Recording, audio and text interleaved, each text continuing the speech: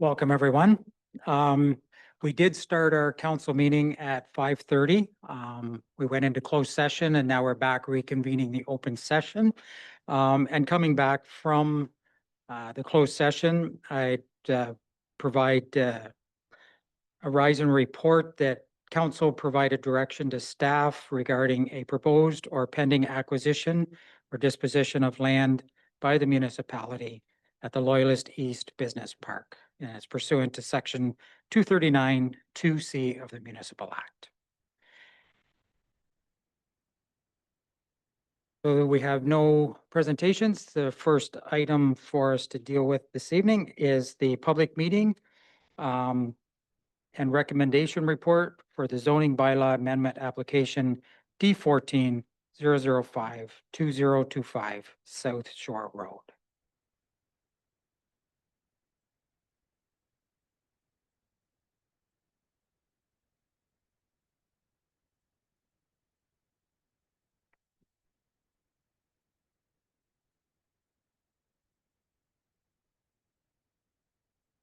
Welcome. You have some more information to share this evening? Yes, through you, Mr. Chair. The zoning bylaw amendment application will permit the relocation of an existing accessory structure from 9600 South Shore Road, Parcel 1, to a separate parcel located directly across South Shore Road, Parcel 2, which is owned by the applicant.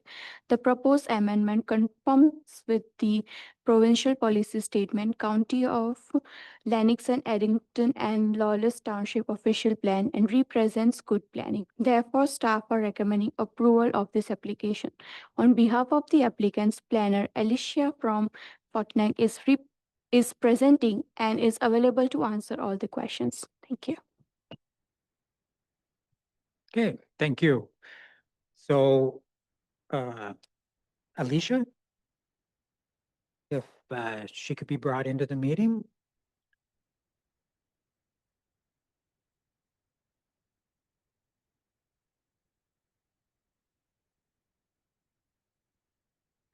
Good evening, Alicia. Good evening, Mr. Mayor, and through you, I just want to check that everybody can hear my audio okay this evening. Yes, your audio is good, and we can see you in chambers as well. Perfect. Thank you very much. Through you, would it be okay if I share my screen? I do have a slideshow this evening that might assist with the presentation. Yes, please. Great, thank you.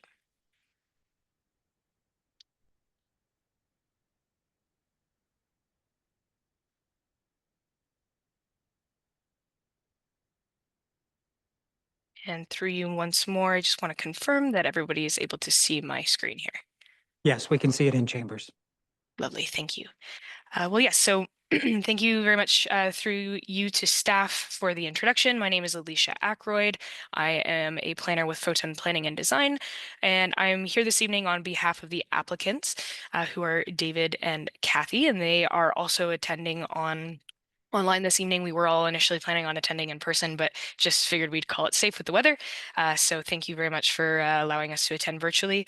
But yes, I'm going to be presenting on their behalf today for the zoning bylaw amendment at 9600 South Shore Road. So first, just to give a little bit of an overview of the area where the subject site is located. It is on the south shore of Amherst Island in the township, and it fronts onto Lake Ontario. And it's in a region of the island that was many, many decades ago actually developed with it's a fishing village, effectively. There was a federal fishing village there. And so the existing development that is in that neighborhood of the island is very representative of that previous use, in the sense that there are many smaller dwellings that are located close to the water. And then as actual land development had occurred where lots were divided up and severed up, those developments stayed close to the water. All of the uses surrounding the subject site are either shoreline, residential, or rural in nature.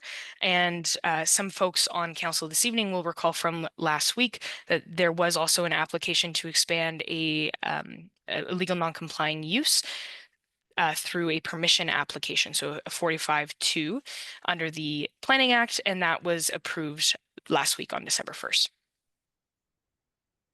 So this is the subject site here, and I do have another slide where we're going to show sort of that neighborhood where the surrounding residential development is all quite close to the water and actually bisected a lot by South Shore Road. So you can see that configuration exists here on the subject site.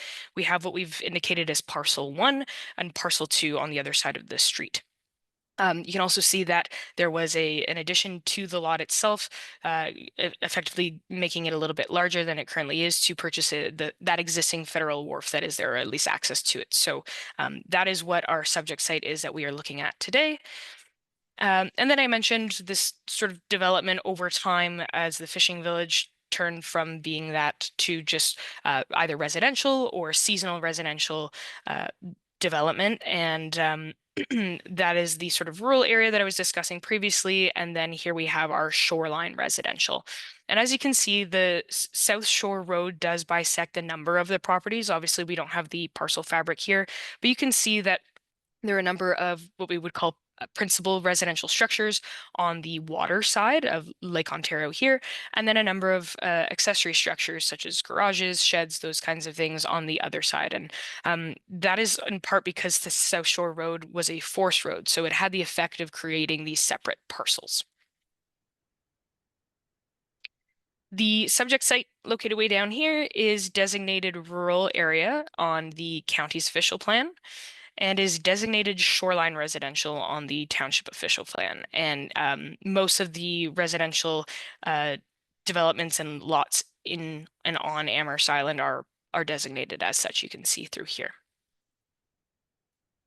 The site is also zoned shoreline residential, and that's reflective of the fact that it is close to the water and has development that is a little bit low density, a little bit more rural in nature, and the whole purpose is to enjoy the amenity of that shoreline area.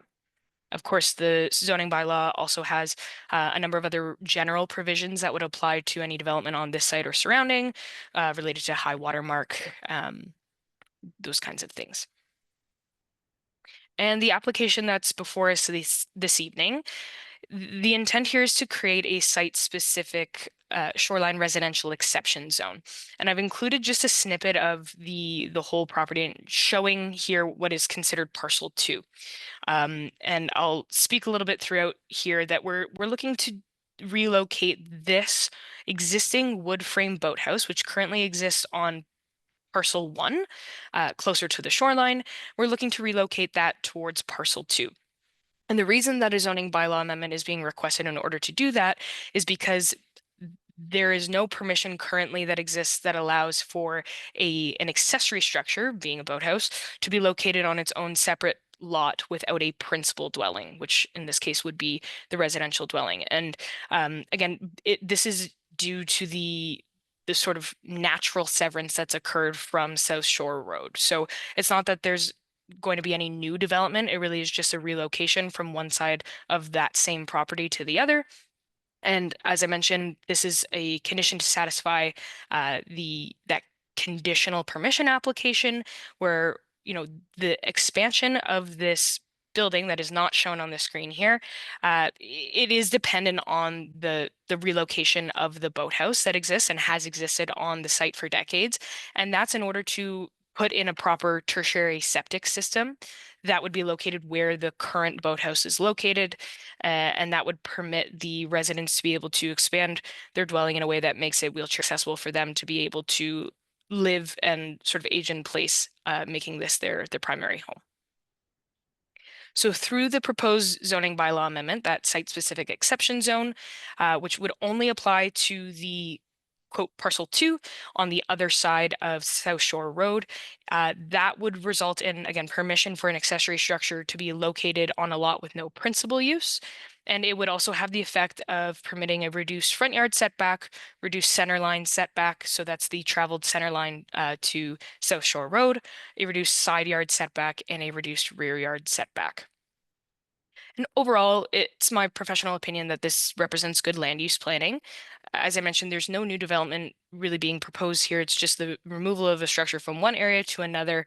And that is to really permit the moving back of an existing residence that is non-complying, trying to bring it closer in conformity with the zoning bylaw, and to provide an appropriate septic system to support that use. It is really in keeping with the established development pattern that's occurred in this area for a long time. So it's not going to be out of character. It's going to be very representative of what already exists along South Shore Road.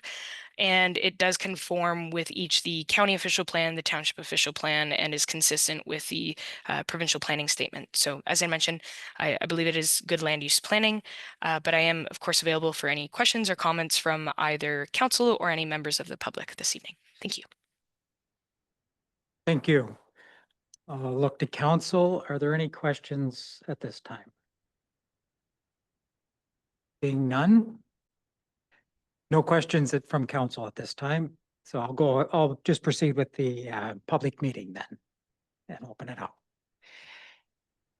So we'll proceed with the public meeting. The format that I use is I'll open it up in chambers if anyone wishes to speak to this item. And then I will go to the virtual audience. And for the virtual audience, if there's anyone that wishes to speak on this item, just be prepared to use your raised hand feature, and the clerk's department will bring you into the meeting. So I'll go in chambers first. Is there anyone here this evening that wishes to speak to this item tonight? Seeing none, I'll go to the virtual audience. If there's anyone in the virtual audience that wishes to speak on this item this evening, please use the raised hand feature and we will bring you into the meeting.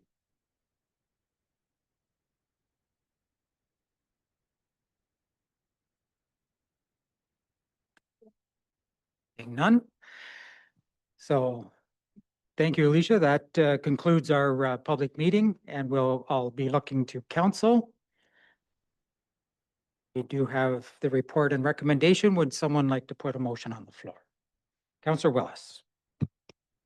I would move that the report from the Development Services Division dated December 9th, 2025, Republic Meeting and Recommendation Report Zoning Bylaw Amendment Application D14005, 2025 South Shore Road be received, and that the application to amend the zoning bylaw D14-005-2025 be approved, and that bylaw 2025-73, being a bylaw to rezone the subject lands from the shoreline residential zone to the shoreline residential exception 12 zone, be enacted and passed.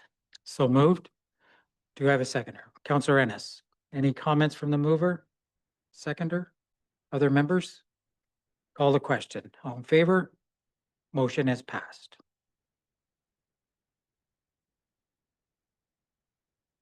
Next is open forum. So for open forum, there is 15 minutes set aside for people that want to speak to council on items that are on the agenda. And I will do the same format that I did with the public meeting. We have a couple that have already added their names to the list here, the registry. I will go through those first. I will open it up in chambers if anyone wishes to speak. And then I will go to the virtual audience for if anyone wishes to speak in the virtual audience. And I will just, again, to the virtual audience, if there's anyone that does wish to speak, just be prepared to use the raised hand feature so we know to bring you into the meeting. So our first one is Gill Field. So if you would like to just come forward, turn on the mic, and you can share your information with us. And each person does have 3 minutes to speak. Thank you. I'm here to register my objections to the proposed battery storage facility on Millhaven Road. This is an industrial facility, and as such, I believe that it has no place in a residential area. I recognize the area is zoned as rural, but it's an area with people's homes and farms, and that makes it residential in fact. The proposal, if it's accepted by the IASO, would have a serious negative impact on the targeted neighborhood. During the construction phase, residents could expect heavy traffic through Odessa and all along the length of Millhaven Road. There'd be significant noise on the construction site, and of course, light pollution from the actual construction work. Once operational, nearby residents will have to put up with constant noise and light pollution. I recognize the batteries themselves are silent, but the cooling and support systems are not. And the site will have to be lighted 24/7. So all of that will have an impact on the neighbor's quality of life. And then there's the fire risk.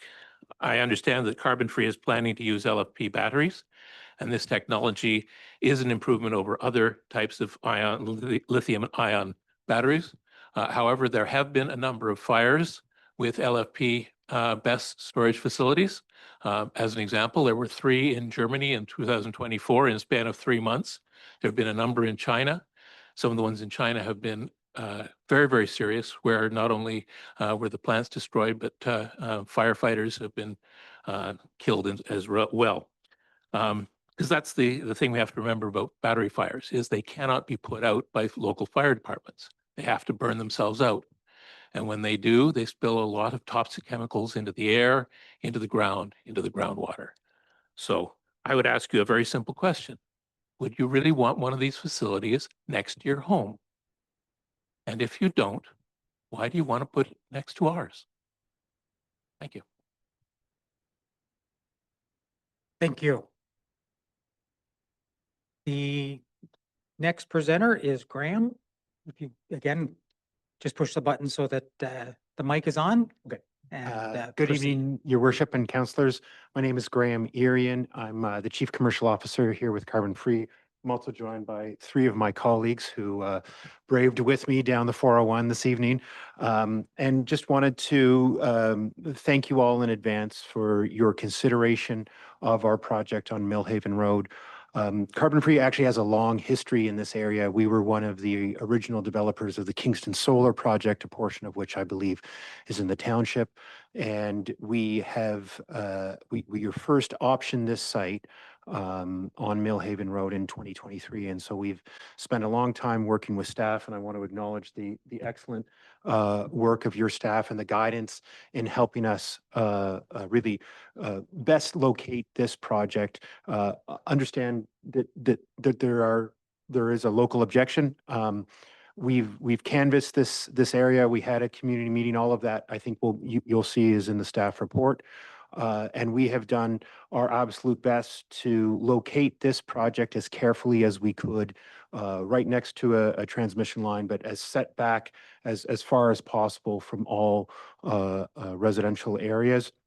There was a comment about noise. We think that based on preliminary acoustic studies, this is not something that anybody's going to hear. I think in terms of the fire risk, I won't go through each of them because this wasn't intended to be a rebuttal, but I think the staff report covers those topics. And just wanted to thank you again for giving us the opportunity to present this project. As I said, we've been looking at an investment in this area for quite some time, and we're excited to hopefully become to realize what hopefully will be a very important project for the province's energy grid, but also for the local municipality. Okay, thank you. And I'll just ask Council, are there any questions this evening for the speaker? Seeing none, thank you. And I missed asking Council with the first speaker, were there any questions you had for Gill? Seeing none, okay. So those are the 2 that were registered to speak. So I will go in chambers first. If there's anyone in the room that wishes to speak on this item, please just come forward to the chairs and we can receive your information. Being none, I'll go to the virtual audience. If there's anyone in the virtual audience who wishes to speak on this item, please use the raised hand feature and we can bring you into the meeting. Okay, thank you. Mr. Mayor, we have a Carla Rogers who raised her hand. Rogers, okay.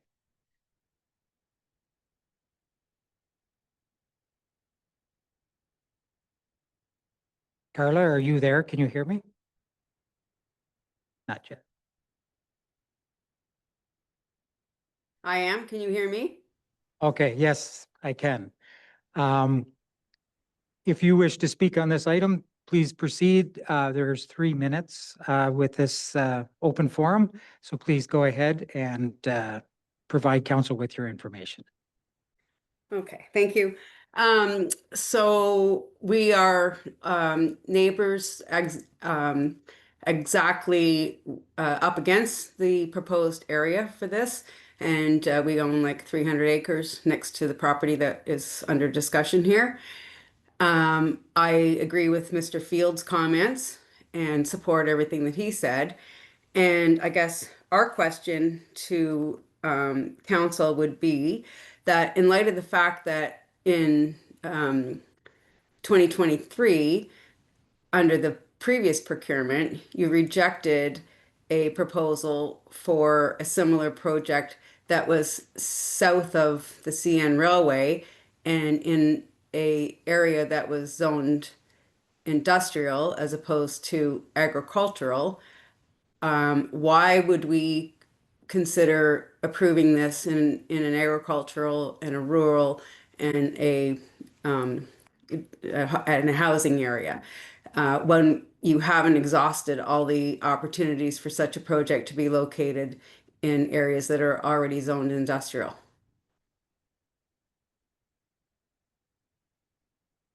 I'll just quickly respond to that the reason we're here this evening is because of the process that the IESO has established for these, this type of infrastructure. So we have to follow the procedures, and tonight is the night that it comes before council for a decision. So that's why it's here this evening. It has not been approved yet. It will come, the vote will come to council, later in the agenda.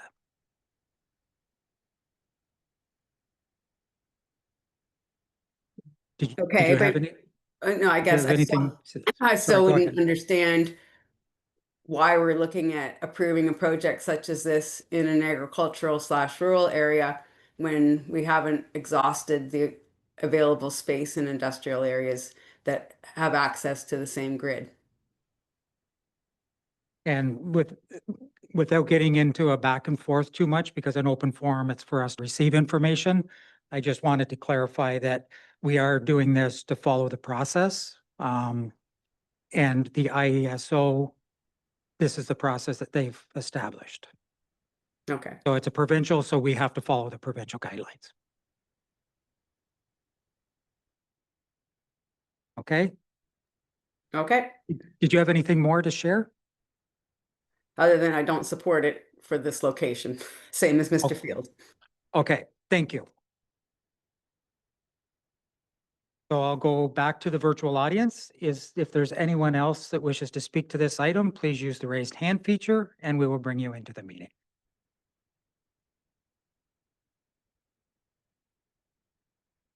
Mr. Mayor, I don't see anyone with their hand raised. One. Okay, so that completes the open forum portion of tonight's meeting. And I did have a housekeeping item that I was supposed to bring forward and I did not, I missed it. So we just wanted to make sure that to advise you that in case of an emergency, such as a fire, please make your way to the nearest exit, which would be right out through these doors here and out the way you came in. If that is blocked, then we can go out through this door and we take you out to the back. And we just ask that everyone stay calm and we'll get out of here in an orderly fashion. Okay, so that closes out that. So the next item up is delegations. We have Leslie Ferradella that is going to address virtually, I believe.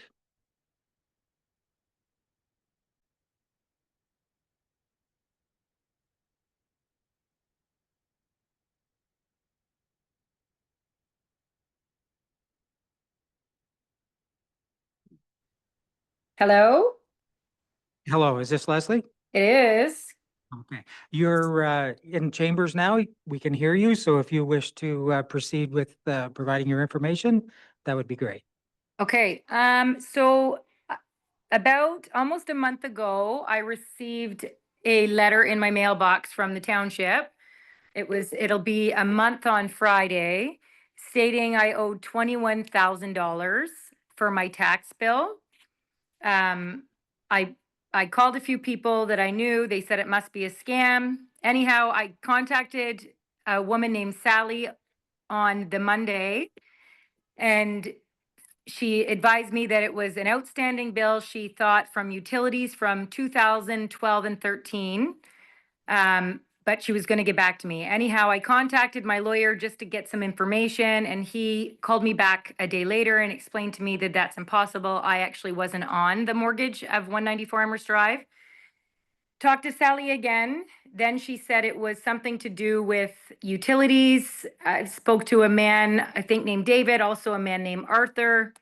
Everybody kind of had a different reason why I owed this money. I have never received a bill other than that bill. I've never received an email, a phone call, anything. Back in 2022, I contacted it with Sally and let her know that my husband and I were separating. I was taking over the mortgage and I needed all the information. Then a couple days later, I contacted her back and let her know that I was actually going to pay my mortgage off and I just needed the account number where I was going to transfer my payments. Sorry, my dogs are going to bark here in a second. So I asked her where I was going to transfer my account number and if that was the only thing I needed to be aware of. She said yes, she was lovely. I set up the pre-authorized payments through my online banking, TD, and it's been the same since 2022. And then come to find almost a month ago this Friday, that I was charged $21,000 interest, and I'm not really sure why. Okay, thank you for the information. Councilor, are there any questions for clarification? Councilor Prodrick. Thank you, Leslie. Just one question. So is this the property you're living in now that you're getting billed on, or was you mentioned Amherst Drive, I think, in your. So in I'm your not, words there. honestly, I'm not sure. The first thing I heard was it was from 2012, 2013, which was 194 Amherst Drive.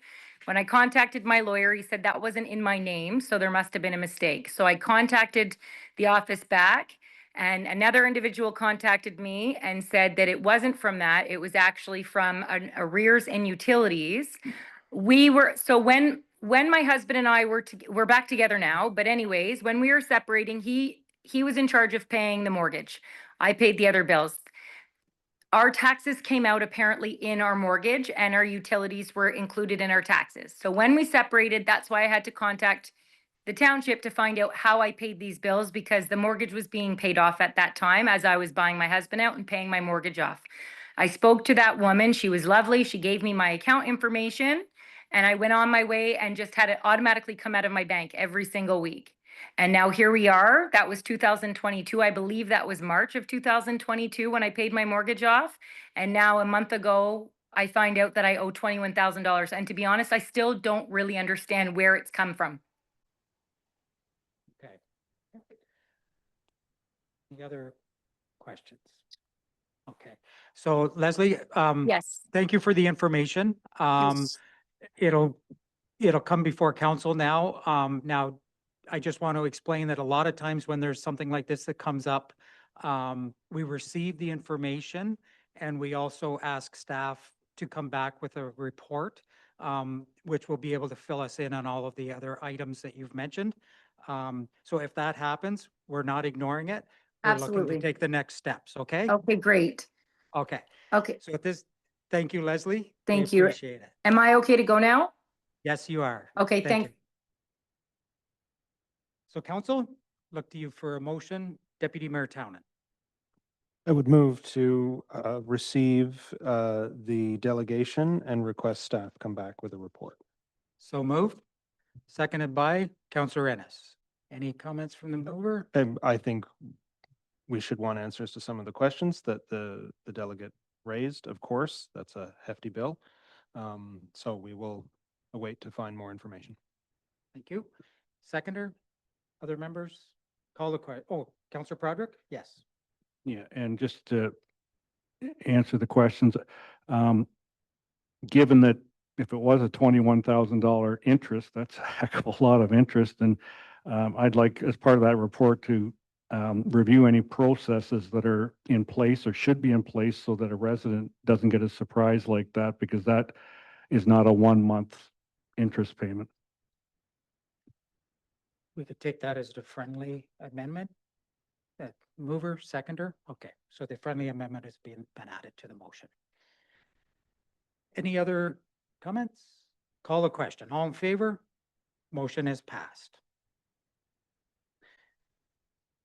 So we're going into the items for consideration. I'll just say for in chambers, you're welcome to stay for the whole meeting. If you do want to leave at any point during the meeting, please go ahead and leave, but just do it quietly. We're going to keep working until we're done with the agenda. And so if you could do it quietly, then we can keep right on working. Thank you. So the next item up is the municipal support resolution request, CF Millhaven Capacity Battery Energy Storage System. And just a second, I'm going to open the report.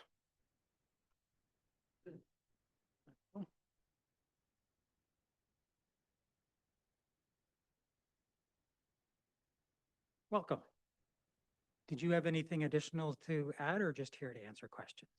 No, through your worship, just here to answer questions. Okay.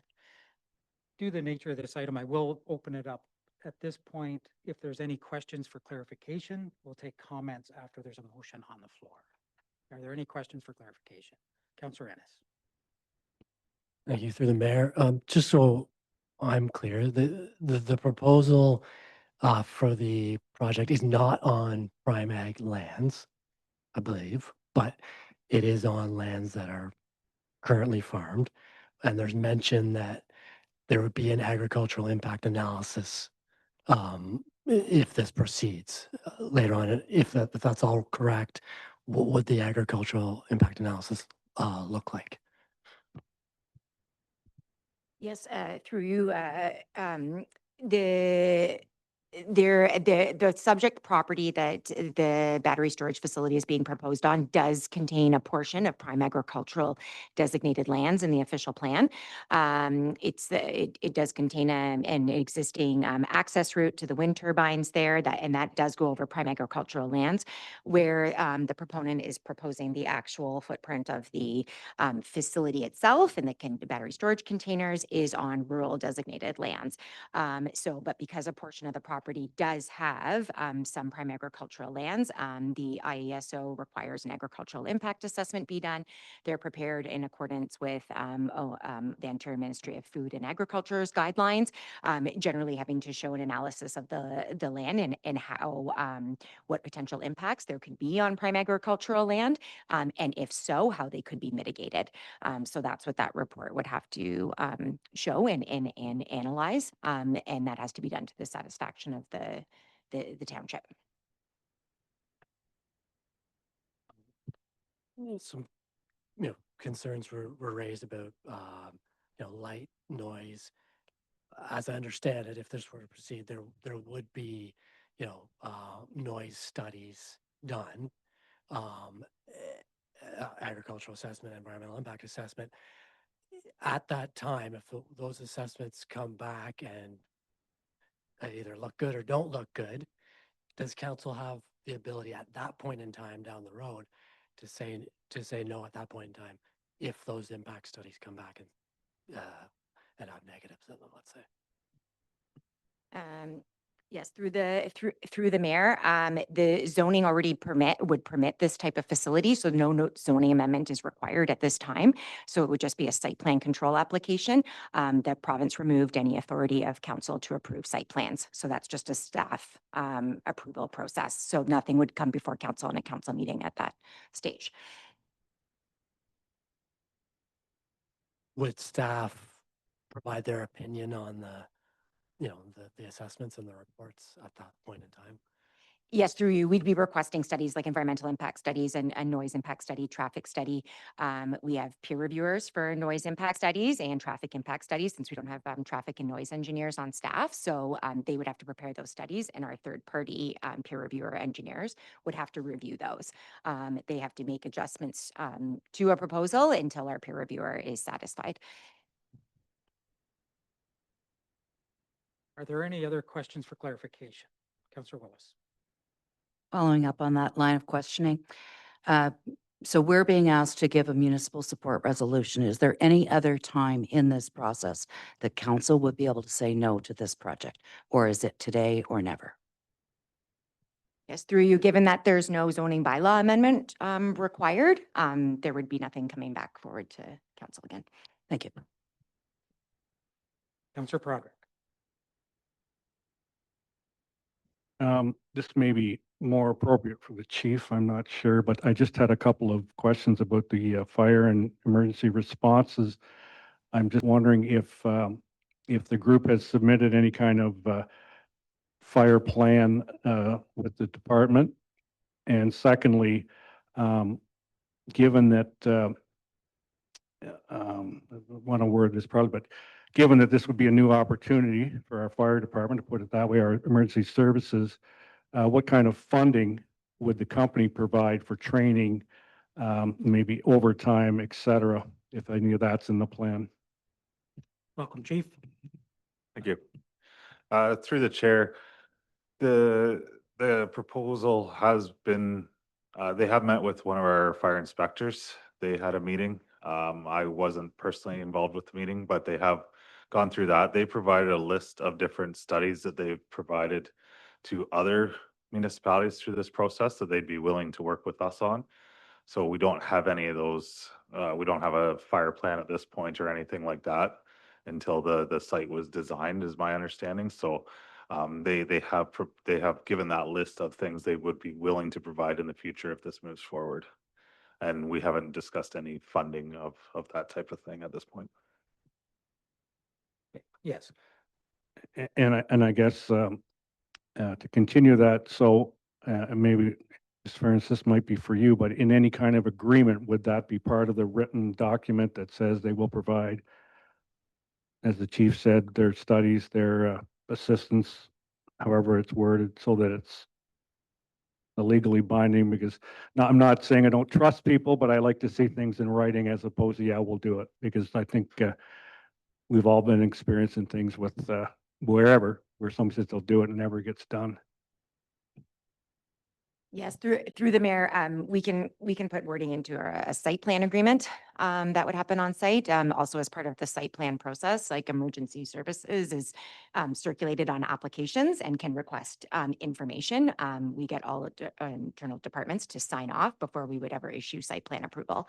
So if emergency services is not satisfied, then staff would not be recommending approving the site plan until that time as well. Chief? The research that I've done on what happens when one of these catches fire is that you let it burn and you spray water on the surrounding batteries so that they don't also catch fire. Where's that water going to come from? Through the chair, with that location, it would be a rural water supply. So a tanker shuttle would be where we'd get our water from, similar to any other type of fire in the rural areas. We don't have fire hydrants or any other sort of water source in that area. So it'd be driving tankers back and forth from another water source to deliver to the scene. My understanding is these fires burn for days. So do we have the capacity to supply that water for days on end and also service the rest of the township? That would, it's a good question. It would depend on the size of the fire. I think there's a lot of unknowns as far as how large this fire could get from other, there's a lot of different information out there on how contained these are with the new systems they have in place. I understand that some of them are primarily contained to the initial unit that catches on fire, and it's challenging for the fire to spread to other units the way they're designed. This particular one, I don't have that information on at this point, but realistically, if it was that type of situation where it gets contained to a single unit type thing, the amount of water probably wouldn't be all that much if it was just exposure protection, which we would have the capacity for. Similar to any other fire, if it was large and we needed extra capacity, we would be calling for help from our neighbors, of course. Through the chair, this is for Ms. Furness. If staff for some reason did not provide site plan approval on this project and it was then not going forward, would that get challenged at the OLT most likely? And how would we defend our position on that? Yes, through you. So you could get an appeal to the Ontario Land Tribunal if it wasn't approved, or if we took too long to make a decision, they can appeal a non-decision on a site plan application as well. So that would be an applicant's right, if they didn't get approval for an application. If staff were confident that and weren't willing to approve it, we would only do that for valid concerns that are outlined in like official plan and items that we have to review. So then we'd be pretty confident to defend it if we were not recommending approval of it.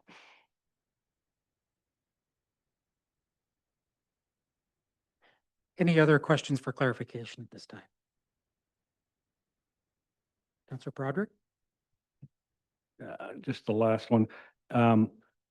Assume if the project passed tonight, we will have a fully binding decommissioning, I guess, plan from this organization and some kind of bond or something that should there be a bankruptcy or something that the township wouldn't be on the hold for whatever decommissioning. Is that going to be part of the whatever contracts are signed?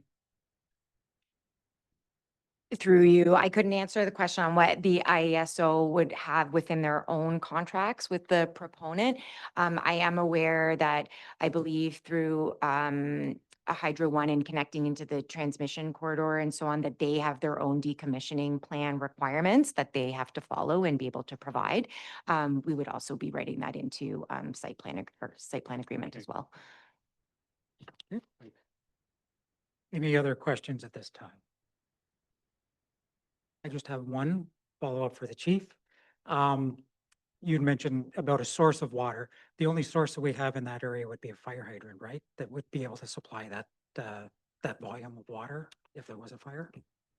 That's correct. In that location, we'd be most likely coming back to Odessa to the closest hydrant down Millhaven Road to shuttle back and forth. Okay, thank you. Okay. No further questions for clarification? Thank you. So council, we do have the report before us. Would someone like to put a motion on the floor?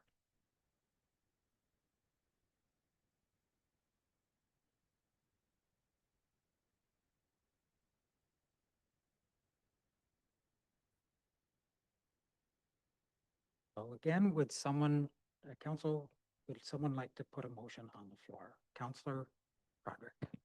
I'll put on the motion just so we can have some more further discussion, that the report from the Development Services Division dated December 9th, 2025, municipal support resolution request, CF Millhaven Capacity Battery Storage Energy System be received, and that council adopt the following support resolution as stated.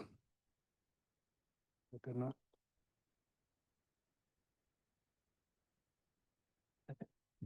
You have it? Okay. It'll come up on the screen.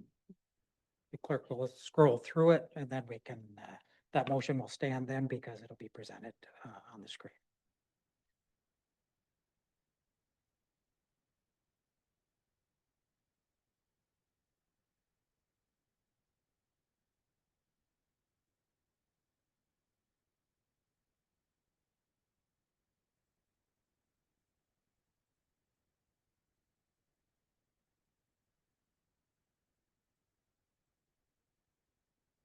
Thank you.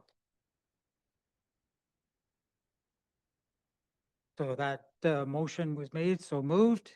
Do we have a seconder? Call again.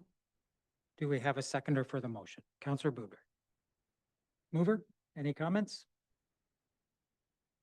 I would just a few brief comments. The one, Miss Rogers mentioned that why was this coming now and not the previous one? In the previous one, we didn't really have a process, or at least it didn't seem like the process was there.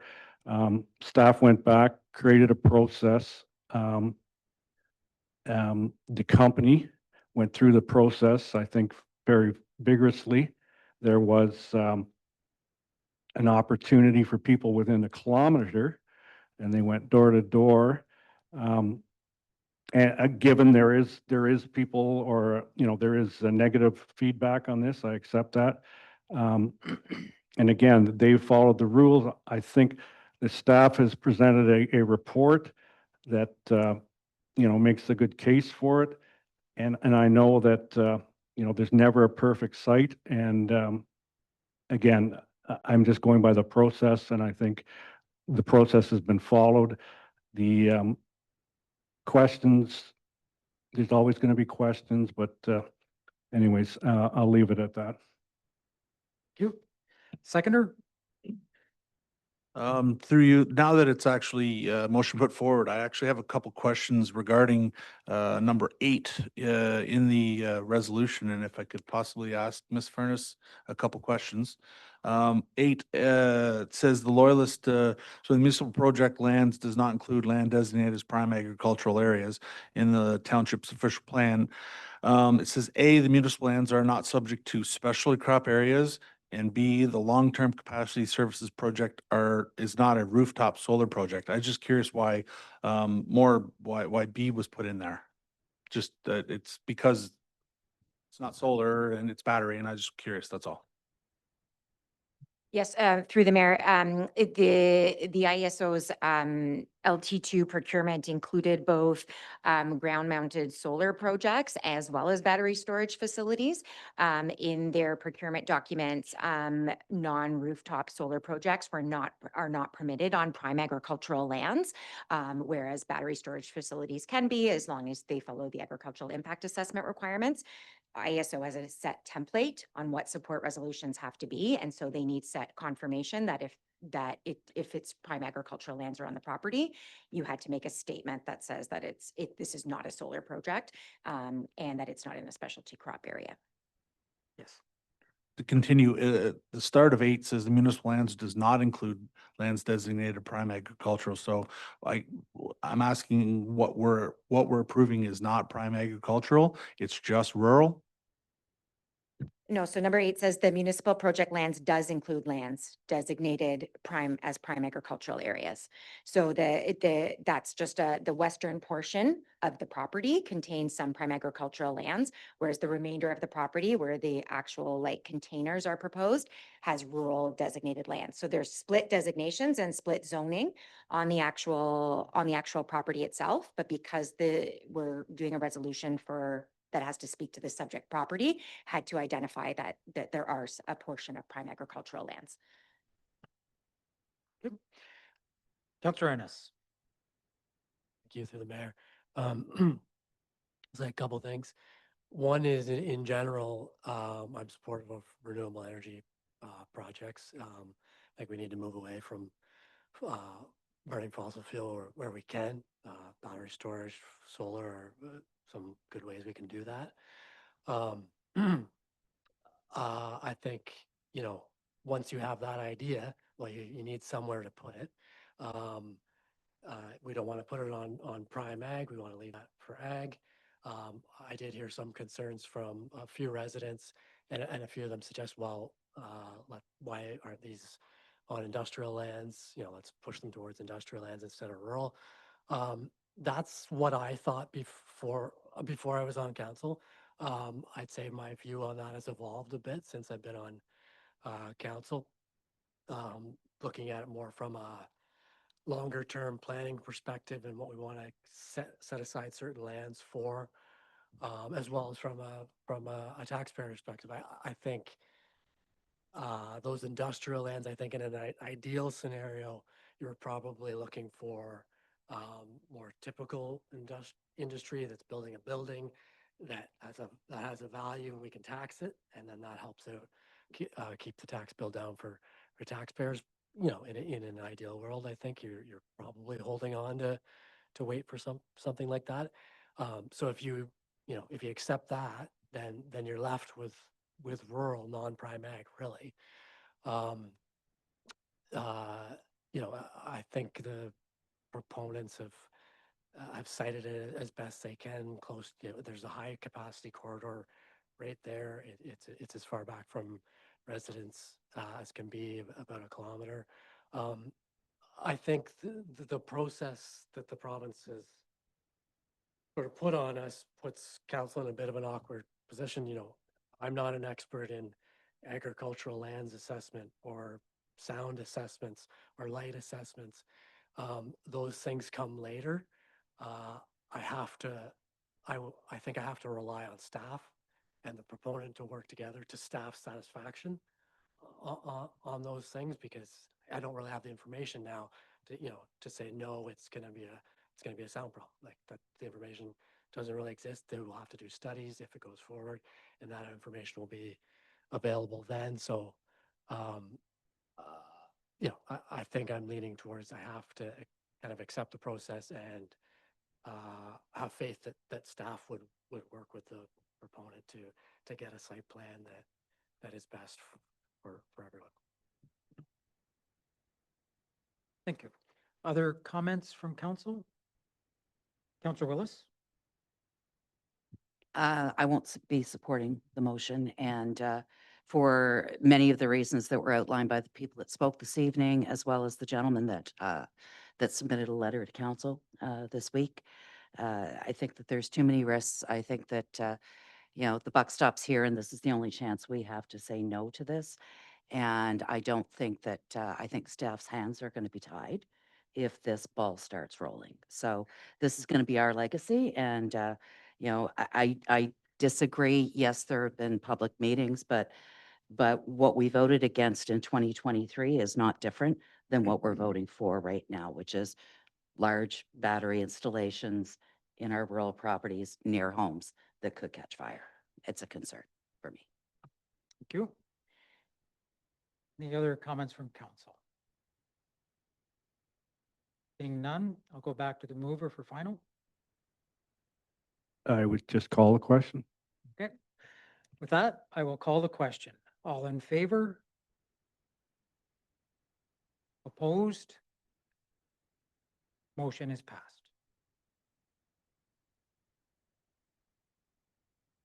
Next item up is mental health support for public safety personnel.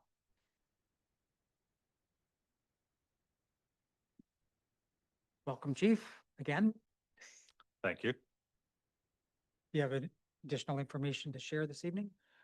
The only thing I'll add is that this is the first type of grant that we've seen from the province for this type of support ever in the history of the Ontario Fire Service. So it's an exciting time to see significant changes coming in the mental health support world that our firefighters deserve and need in a lot of cases. So this is a really nice gesture from the province. Okay, thank you. Council, we have the report before us. Would someone like to put a motion on the floor? Councillor Budrick. Motion that the report from the Emergency Service Department dated December 9th, 2025, RE mental health support for public safety personnel grant transfer payment be received, and that the mayor and CAO be authorized to execute the mental health support for public safety personnel grant transfer payment agreement for mental health training and supports. So moved.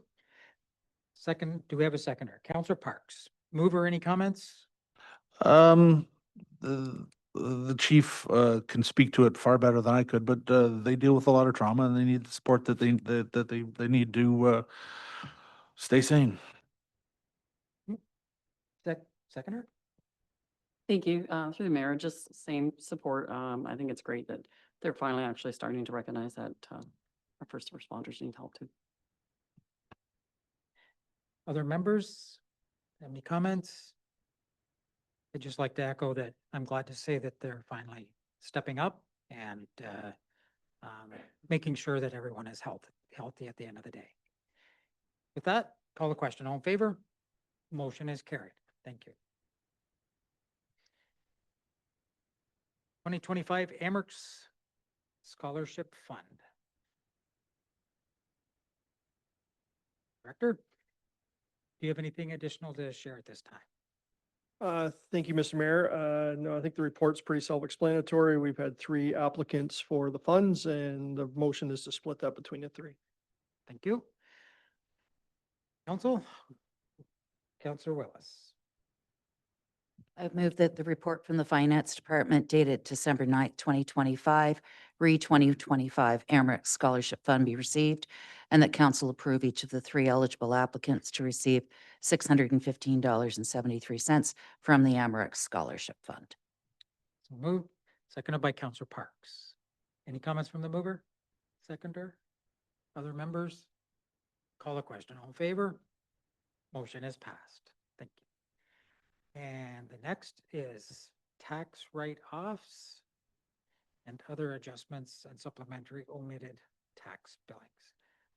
Do you have any additional information on this to share this evening? Thank you, Your Worship. Again, this is a report that comes once a year in front of council. It basically just summarizes any of the write-offs we've had on tax accounts that we receive assessment changes from the assessment office. And those are just summarized in total for council. And the other part I'll just note is that the report also summarizes the supplementary tax billings that we've had for the year. And we're actually about 100,000 more than we budgeted, so that's good news. Very good news. Thank you. Council, would someone like to put the motion on the floor, please? Councillor Broderick. Thank you. I would move that the report from the Finance Department dated December 9th, 2025, re-supplementary omitted tax billing be received, and that the write-offs in accordance with Section 357, 358 of the Municipal Act be approved. So moved. Seconded by Councillor Ennis. Any comments from the mover, seconder, other members? Call the question. All in favor? Motion is passed. And water billing issue 339 Amherst Drive, Amherst View. Anything additional to share on this? Sure. Thank you, Your Worship. Just to make a comment, this is a follow-up report from the delegation at the last council meeting.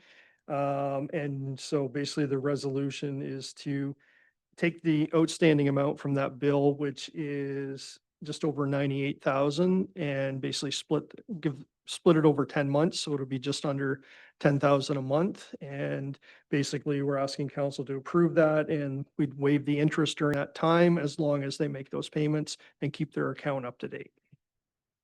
Thank you for the summary. Council, we have the report and the recommendation before us. Would someone like to put it on the floor, please? Put a motion on the floor. Councillor Broderick. I would recommend that the report from the Finance Department dated December 9th, 2025, water billing issue be received, and that council authorize a 10-month repayment plan without interest or penalty on the outstanding balance related to the June 16th, 2025 bill amount, provided that A, all payments are made on time by the property owner, B, all current and future billings during the repayment period are paid by the applicable due date, and that council directs staff to charge interest on any remaining outstanding amount if the property owner fails to make the regularly scheduled monthly payments. So moved. Do I have a seconder? Councillor Willis, any comments from the mover? I just want to thank the water people and finance for this. I think this is the best solution, and you know, just in my own mind, that the things like this, I won't say anymore. Okay. Seconder? Through the chair, a question. Have you had any discussions with the property owner about his ability to pay at that schedule? I haven't, I believe, our utilities department have, and they, basically the premise is as long as we could come up with some sort of reasonable repayment, they felt that would be acceptable. Other members of council? Call the question. All in favor? Motion is passed. Thank you. Surplus land donation request by Habitat for Humanity.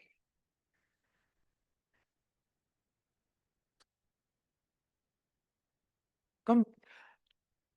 Do you have anything additional to share this evening, or just here to answer questions? Perfect. Council, we have the directors on virtually as well. We have the report before us with the recommendation. Would someone like to put a motion on the floor? Counselor Willis.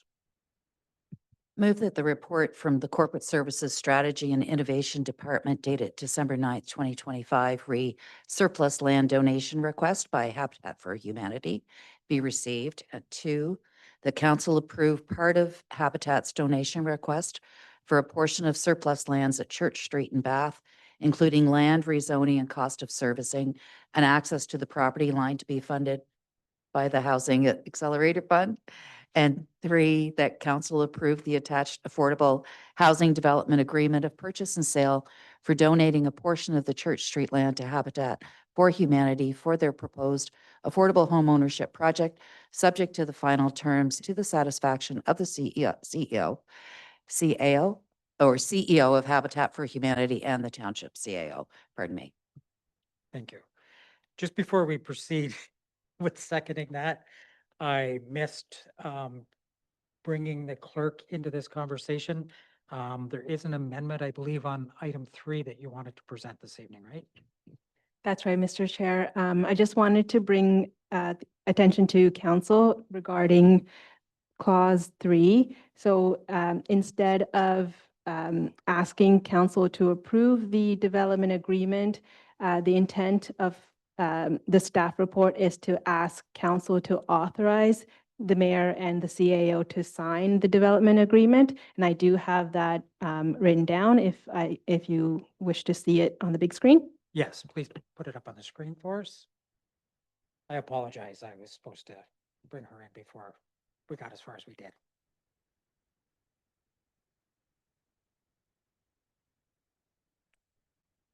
So there's the amended motion.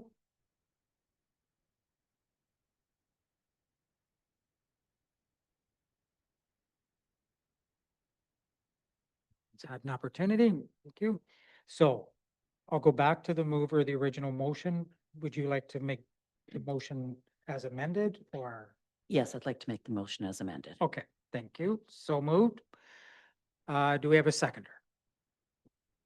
Councillor Budrick, any comments from the mover? Seconder, other members? Yes, Councillor Broderick? I would just say that this is a small piece of our strategic plan, and it's good to see and the Habitat for Humanity project, and that hopefully students from our local high school will be involved in the building. We need not only homes, we need builders too. Very true. Thank you. Other members? Call the question. All in favor? Motion is passed. Thank you. Next up, Hydro 1 easement, 55 Stella 40-foot road, Amherst Island Fire Station.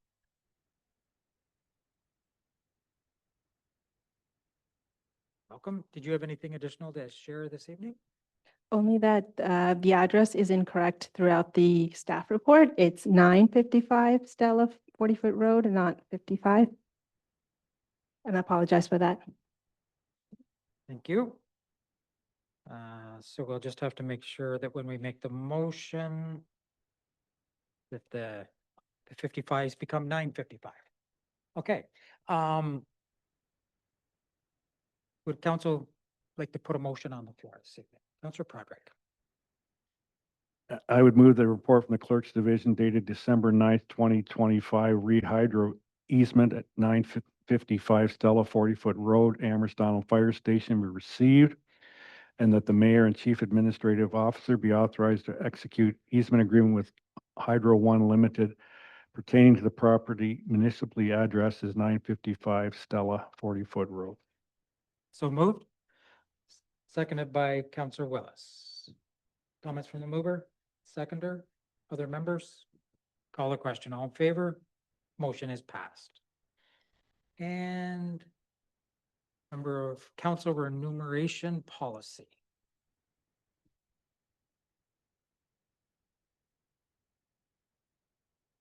Did you have anything to add on this item this evening?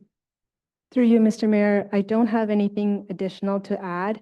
The only thing I would say is that the draft policy has been written to selecting option one, but if it's council's desire to choose another option, I do have some motions prepared to help you along that way. And it was drafted this way as a result of the committee of the whole, correct? Yes, and this is also staff's recommended option as well. Thank you.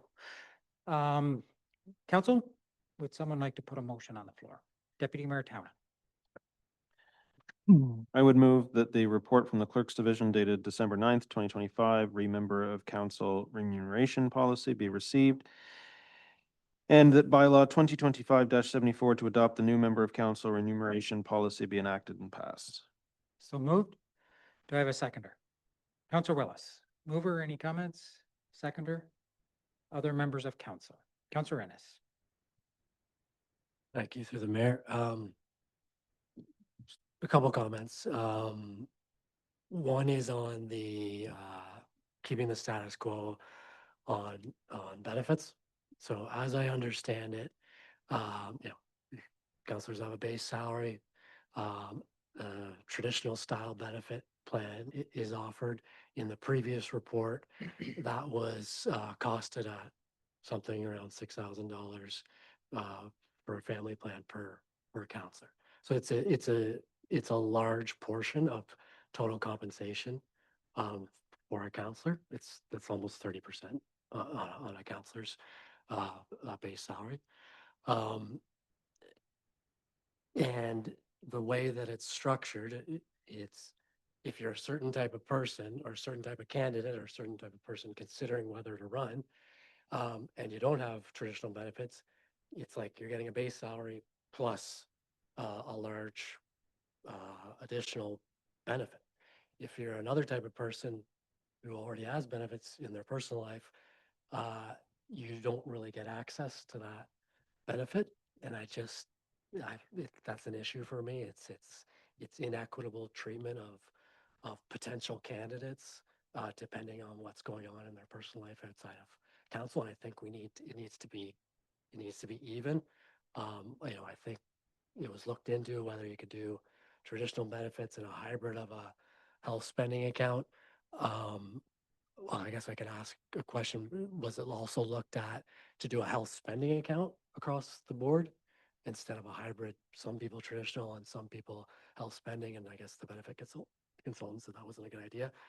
Did we consider doing health spending account across the board?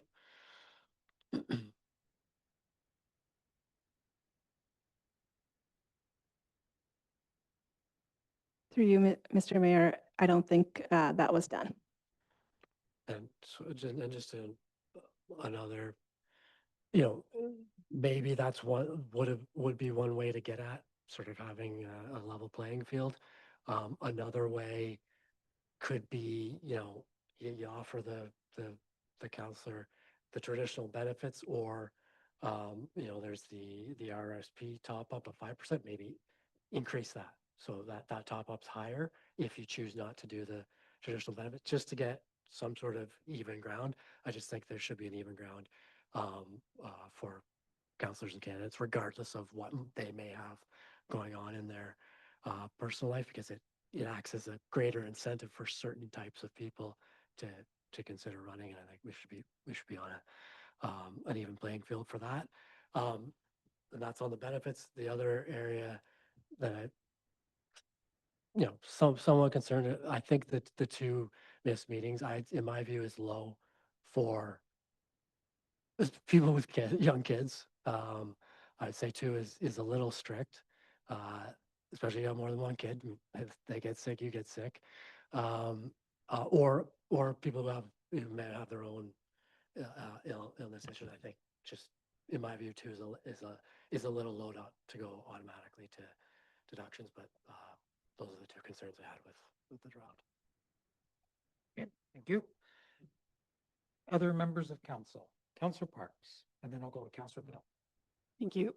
I echo my colleagues' comments in regards to the 2 missed meetings a year.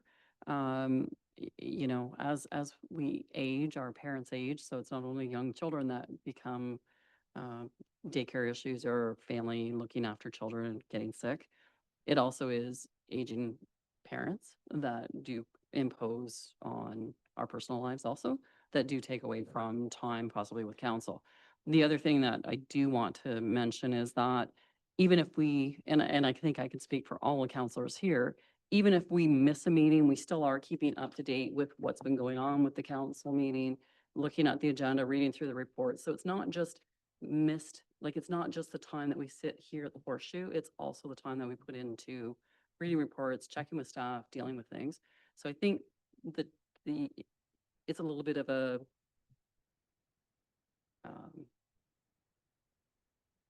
not imposition, I don't really know what the word is. I think it's really too tight for 2 meetings a year. Councillor Broderick. I was just going to follow up with Councillor Innes's comment. I think my thoughts have evolved on this, to coin a phrase, to maybe too, not the right number, but again, I think now as I've reflected over the last month or so, I think maybe the status quo maybe, where I think the problem with the 2 is it's never been enforced. So it's sort of like saying, well, let's enforce it now. And again, it mentions a monetary piece there, but I do think, in a sense, again, what Councillor Parks said about there's a lot of things that go on that people, goes beyond this little area here. And I think we, in a sense, leave it up to the integrity of the member to, make the effort, whatever. And there are lots of things. I know I've lost parents in the last couple of years, and I know I can feel what Councillor Parks is talking about. And it's a hard and fast one, because you look around the horseshoe here, we're all at different stages of life. And I've gone through the Councillor Innes stage, and you've gone through the stage too, and it's a hard thing to do. And you know what? When it really comes down to it, the voters will decide at some point, one way or the other. Thank you.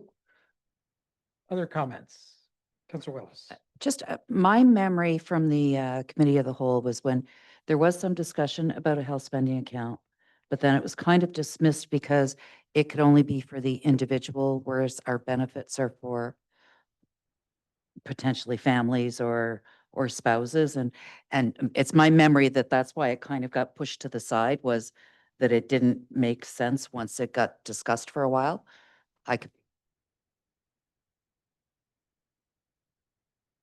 Do you recall that? Not that I recall, but I'm not the expert in this matter. I was just there trying to find the email from our manager of HR who did look into this matter. At the discussion at the committee of the whole, it was, as Councillor Innes has said, to provide some options where you don't need the benefit plan in terms of the health spending account. It just came back from our benefit provider that we could not do the hybrid piece, but that was what was specifically requested at committee of the whole. So we didn't look at offering a health spending account specifically to all of council, so that it would be consistent across the board. But the Councillor Willis is correct; it would be applicable to that person. But we would have to see if we could go back and look at a different option for benefits, that if it was health spending account, then if it could be applicable to family or the individual, what the differences could be, and we certainly could investigate that. But just based on the discussion at committee of the whole, we didn't look into that just yet. Okay, thank you. Any other comments this evening? Sorry. Go ahead. Sorry, I just whether it is this council or not, with respect to other comparator municipalities, no other municipality has the deductions for missed meetings in their compensation bylaw. We couldn't find another municipality that had that. Thank you. Any other comments on this item? Sorry, I thought you said, did you have something? Okay. Well, I'm conscious I made the motion, but I'm trying to be sympathetic to the discussion on the 2 days in particular, and I'm open to changing that, Okay. given people's feedback. Would someone like to put it forward a friendly amendment, or will we put it to vote this way? Councillor Bubrick. Friendly amendment that we maybe double that and go to 4. I know the CAO said that there are no other municipalities that were like this, but for those who were on the last council, we know why we brought this in. So, I mean, I think 4 missed, and I mean, with the option of virtual, I think we should be good. Is that a Others? friendly amendment? I'm looking, I take it as friendly. Yeah. And the seconder was? Was Lorna, I think, wasn't it? I've done around here so many times. Thanks for calling me out on that. Yes, I take it as friendly. Okay, thanks. Okay, so it's the motion as amended. I know I'm going outside procedural a little bit, but are there any other comments that haven't been raised yet? Councilor Parks. Thank you. I just still have 2 concerns with limiting the date or limiting the numbers. I think based on what we experienced, the councillors that have been sitting for the 2nd term, we know why this was brought in. I don't see that being a situation with this council. I think, you know, and I really believe that no one gets on council with the intention of ever missing meetings. I think the integrity of everyone is there that puts their name forward to even stand for election, that they're going to do their duty and attend the meetings. We know that life does get in the way from time to time, and things happen sometimes beyond our control. So I wouldn't want to set a precedence for people that could possibly be considering running for election next year and deter them from running because they may have some issues that where they may not be able to attend and they're going to see a deduction. We're not in it for the money, but some people may need that as a support for their family. So I probably won't support it based on 4 days. Okay, thank you. Thank you. Councilor Budrick. Since it was my friendly amendment, I'm open to another suggestion then. I think I'll take the motion the way it is. Okay. And then we will, there can be and I'm looking for the term for, not a friendly amendment, amendments can be made after this is passed rather than keep muddying the water with friendlies. There is a motion on the floor, and it's to adopt the policy as amended to increase the number of missed meetings from 2 to, yes, 4 or whatever number Okay. council proposes. So what I would like to stick with this motion, and then there can be an amendment that can come forward after the motion is passed, if it's so, or no. No, there's a motion on the floor right now, so if there's a further amendment, this is the right time to do it. Okay, so I'll leave it. We're at 4 right now. I see no other numbers coming forward. So, Councilor Parks? Thank you. Can we leave that as status quo? I guess that would be my amendment to the amendment, to the friendly amendment. Mover? Do you consider that? If there's appetite for it, I mean, it's not, for me, it personally isn't make or break in this policy, which I would just like to see passed. So if the appetite is to maintain the status quo, then I'm okay with that. For meetings only, Meetings only. the rest of the policy will The stay. rest of the policy stays. Yes, The status quo is 2 missed meetings, and anything more than 2, then the $250 deductions begin. So my understanding was to increase the approved number of missed meetings to 4.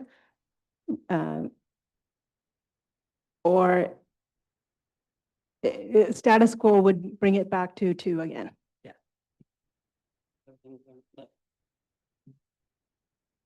Okay.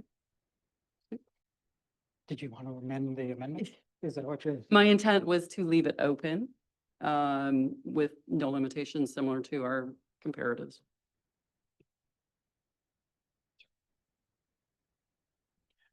Which is what I understood to mean by the status quo. I was not aware that the status quo was 2.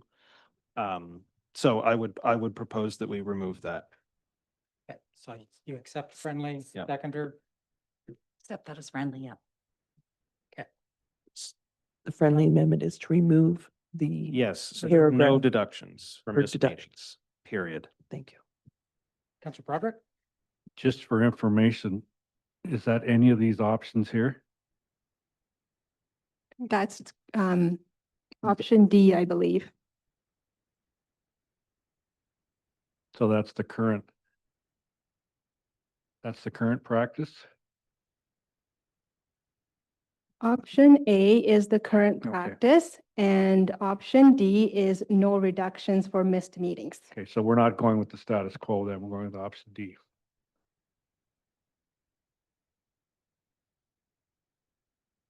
Okay. Okay. Any other comments? Being none, back, Councillor Ennis. We're voting on the overall sort of motion right now. So we will be if, yes, I was just going to go back to the mover for final. Did you have something to add? Yes, please. Okay. Through the mayor, just that I'm not supportive of the status quo on benefits, which is take it or leave it. And you leave it, then some people get compensated higher than others. And but I don't know what the right answer is. That one I think would have to come from staff, whether it's health savings or top up something else just to get it somehow close to level playing field. So I don't really have a suggested, amendment or anything, but I'm not supportive of the status quo, take it or leave it on traditional benefits.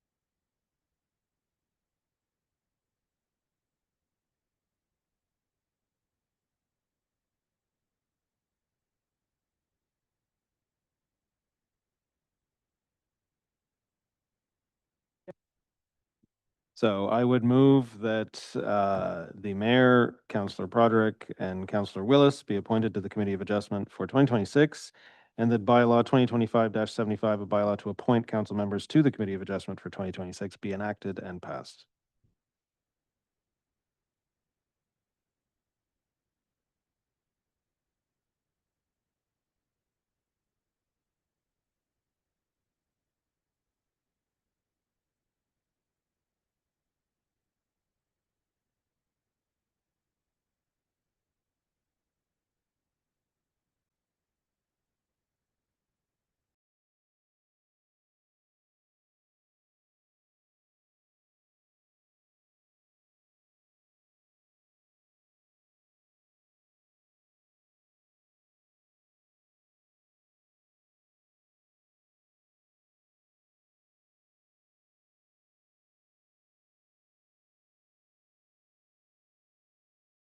Any declarations of pecuniary interest, the general nature thereof, Seeing none, items for consideration. 13.3.1, privacy records and information management. Turn to staff, who I know have a presentation.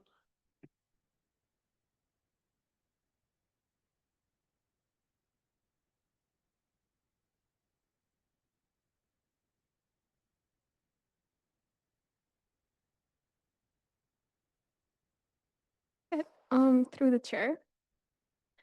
So we have the presentation for privacy records and information. Just for some context, the township currently has a records retention bylaw, which was enacted in 2007 and last updated in 2009. The current bylaw doesn't include provisions that reflect current township practices, mainly the over-reliance on electronic records comparing to how it was back in 2009. Other issues that we did identify in the bylaw is it's not current and doesn't also reflect new best practices. We have a consultant to send us best practices on an annual basis. That's the information professionals. And we wanted to incorporate all of that in our review. Our objectives when we were reviewing our current records management strategy was ensuring that there is accountability in the decision process, so making sure that the clerk and the IT manager are involved in decisions, especially where they pertain to electronic records. Transparency by increasing access to our records, and I'll get into that more with our access to records policy.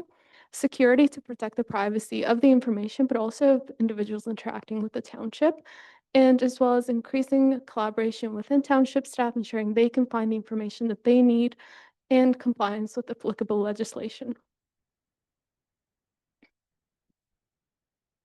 So as a part of the review, we've approached the records management program by incorporating it with the privacy management and information management that reflects current best practices when it comes to records.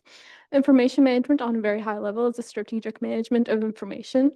That usually means it includes duplicate records and other transitory records. Records management remains the operational management, so you'll see the records retention schedule that outlines the different kinds of records the township has, how long they're retained and when they're destroyed and if they're archived. And finally, the privacy management. This one is the most legislation-driven aspect of the program, and it ensures that all personal information is protected from the moment the township gets access to it.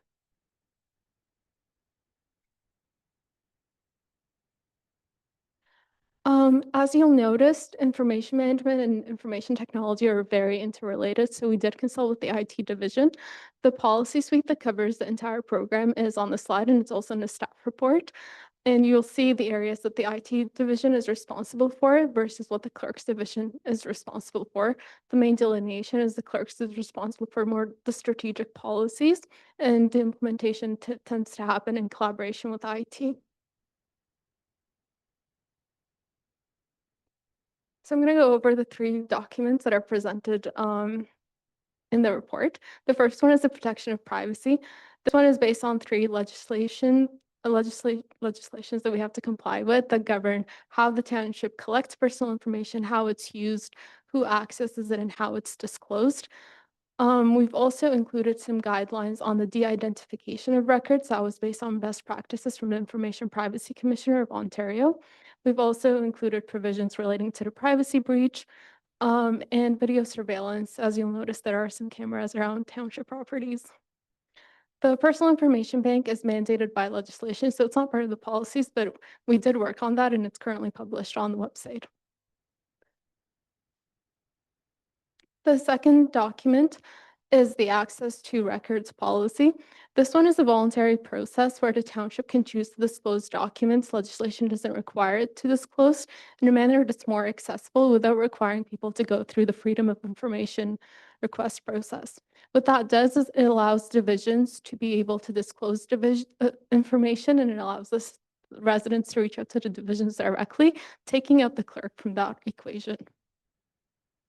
We have an index at the end of the policy that outlines which documents the township will be releasing, and we're hoping that will be reviewed on an annual basis with the clerk.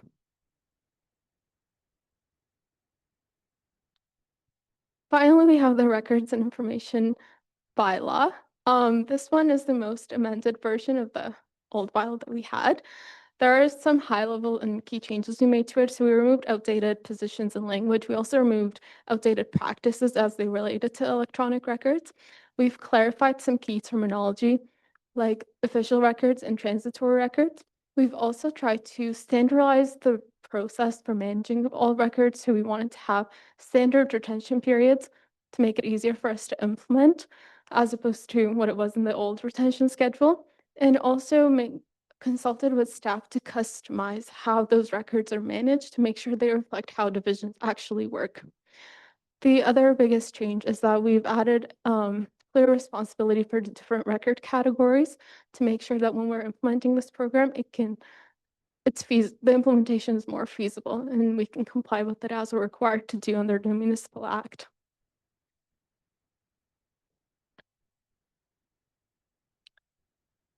The other big change for the bylaw is including provisions related to third-party service providers. So under the bylaw, we've clarified that the township owns the records, even if they're sometimes in the custody of third-party service providers. So a great example of that is council records.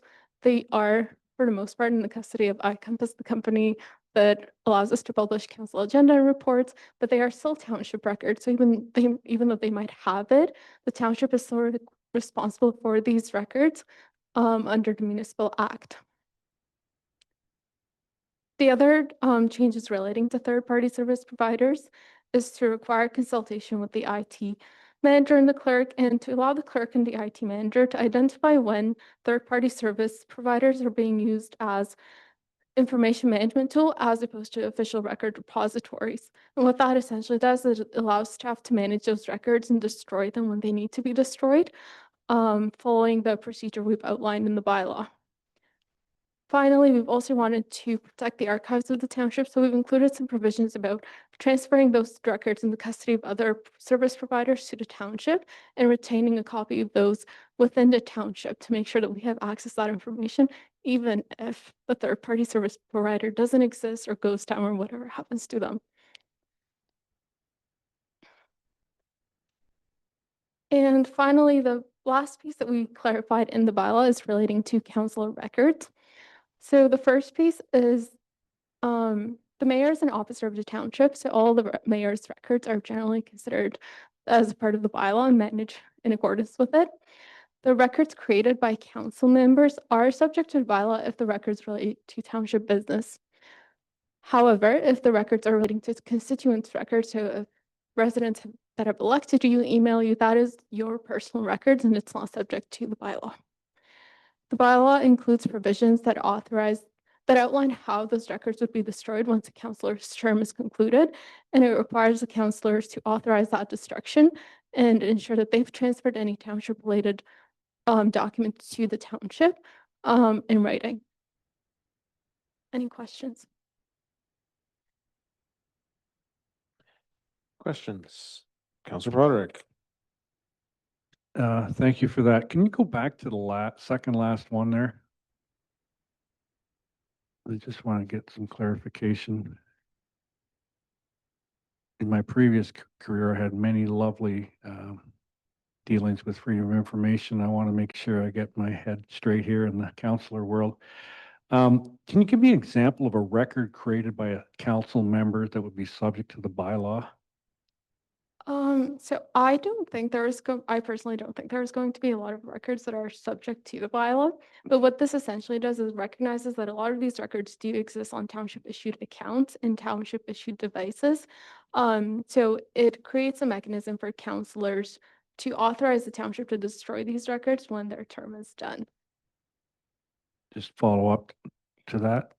Or not? So one example could be that council directs Councillor Podrick to draft a letter to the association, and that means that you're creating the record, but it's for township business.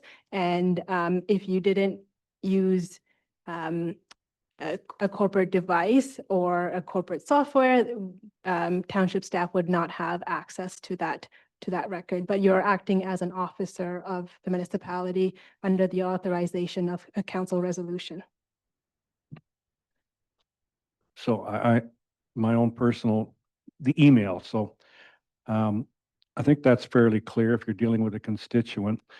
Can basically all our emails be trashed? Like we get all kinds of emails, both internal from you and from, can they be trashed or do they have to be kept? I like to keep a clean mailbox.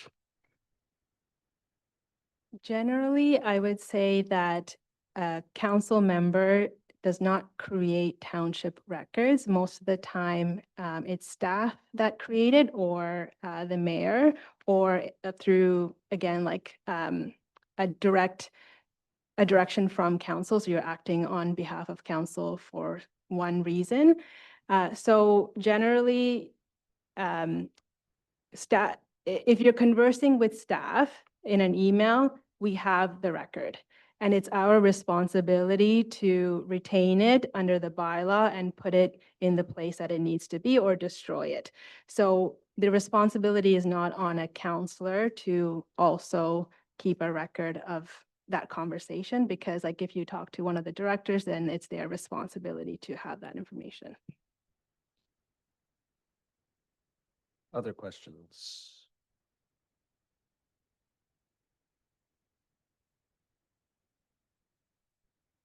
Well, we do have a recommendation committee. What are the committee's wishes? Mr. Mayor.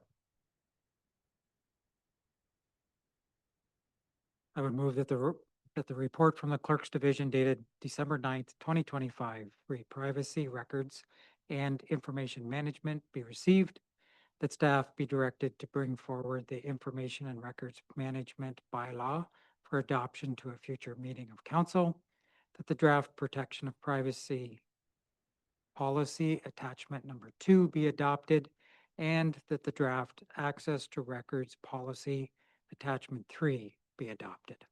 So moved, seconded by Councillor Broderick. Mover, any comment? No, just well done bringing everything up to today.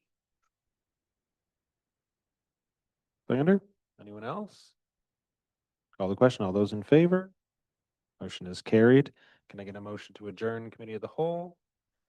Councillor Willis, seconded by Councillor Parks. All those in favor? Motion is carried.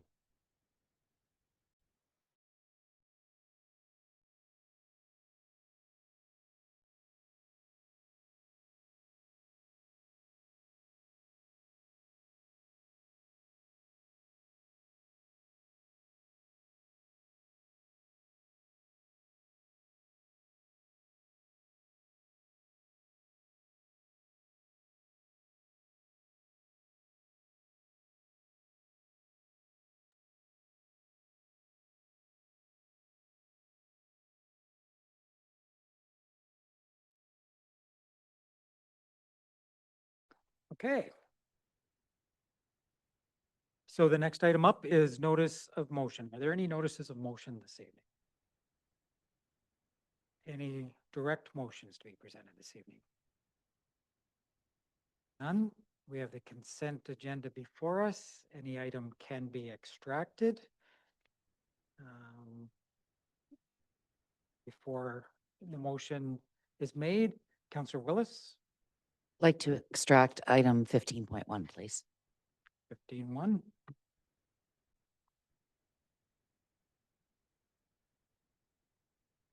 And 15.2.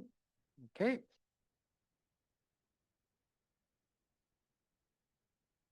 So that leaves a couple items still. Is there anything else you wish to extract? Councillor Broderick, were you going to make a motion? Please proceed. I would recommend that all items in the consent agenda, save item 15.1 and 15.2, be approved as presented and the necessary action be taken. So moved. Seconded by Deputy Mayor. Any comments from the mover? Seconder? Anyone else? Call the question. All in favor? Motion is passed. I would go back to Councillor Willis for 15.1. Thank you. And I know Ms. T is with us this afternoon. I just wanted to extract this report because it's 28 pages. It's very interesting and it encompasses so much of how the township touches our residents on a very frequent basis. And I had the pleasure of being with the mayor at Light Up the Season when a young lady came up and talked about how much time you spent together at Tuesday. And I was really taken with the fact that the events that this very small team is putting on are touching thousands and thousands of our residents. So I just wanted to say congratulations on a very successful year. And thank you on my behalf, and I'm sure other members of council may want to share the same.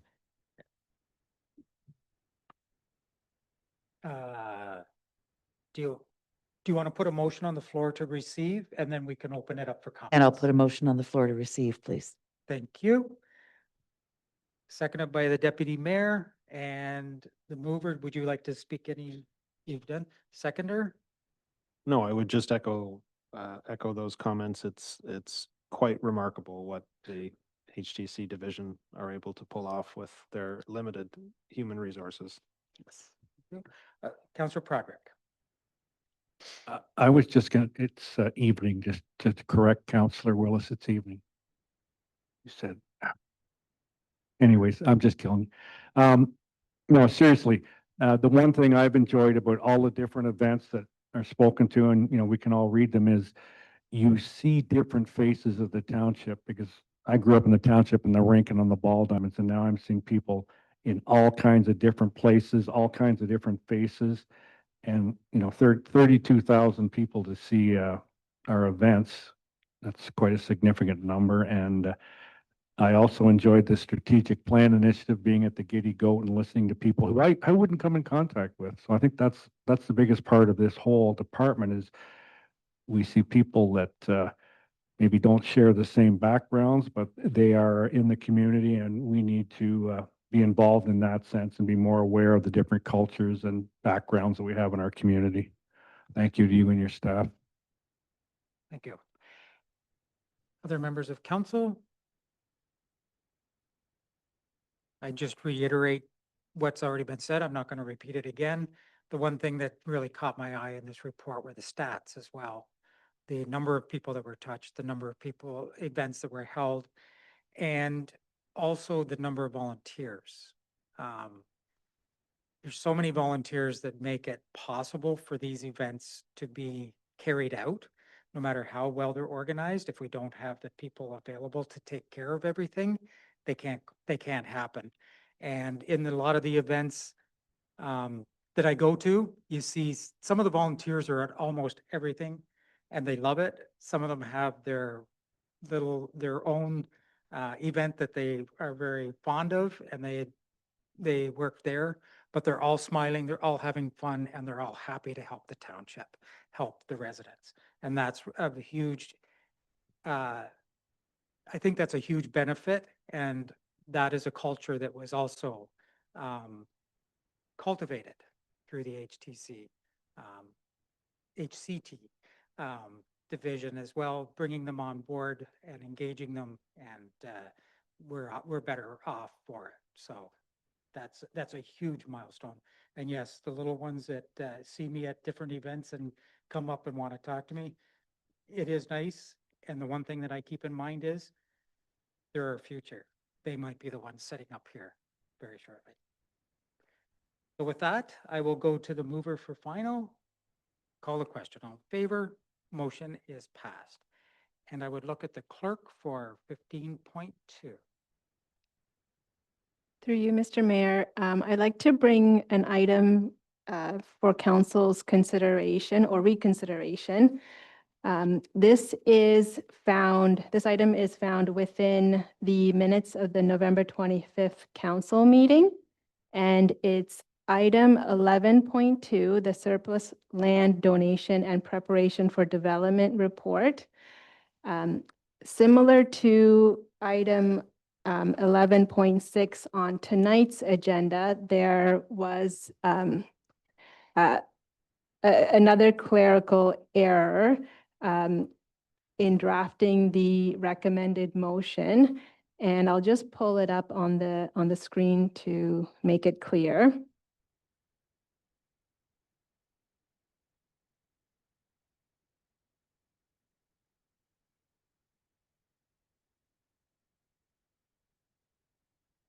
So this resolution was passed by council on November 25th. And again,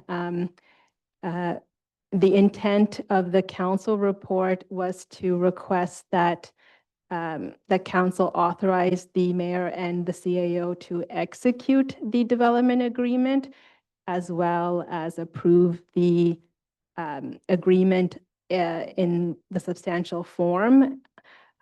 So procedurally, this is a reconsideration because it changes the intent of council's original decision. And then it was also made at when you sat as council instead of committee of the whole. If there's no objections, I could make a clerical correction to the minutes. But if council wants to talk about it, I can walk you through a reconsideration motion. And just for clarification, if we deem it a clerical, there's no motion to be made. It will just be the correction will be made to reflect the intent. Exactly. And then I will make a note in the minutes saying that an error was made, and then the minutes were amended with permission from council. Okay. So I'll look at Deputy Mayor. Well, as the seconder for the original motion, I'm happy to defer to making the clerical correction. Making clerical. Is there any council members that wish to do a reconsideration or just take it as clerical? Seeing nods, it would be deemed a clerical, and we can proceed. And we would also need a motion for that item as well, since it was extracted. And would it be along the lines of item 15.2 of the consent agenda dated December 9th, 2025 be approved as presented, and that the necessary action be taken? Does that cover it, clerk, Madam Clerk? Or does it need to be that intense? No, so the motion would read that the minutes of the November 25th meeting of council and committee of the whole be adopted as amended, and then the two resolutions from committee of the whole. Okay, so there we go. Do we have a mover? Councillor Broderick, and seconded by Councillor Willis. Any comments from council? Call a question. All in favor? Motion is passed. That brings us to announcements. Are there any announcements this evening to be presented? Councillor Broderick.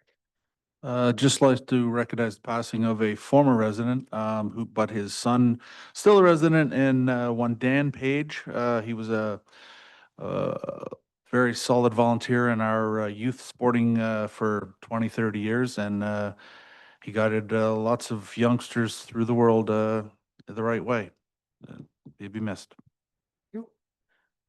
Councillor Parks. Just, excuse me, would just like to pass on our condolences to Tom Eves. He lost his wife Carol Eves just the last week. Tom was a longtime firefighter in Loyalist Township. Thank you.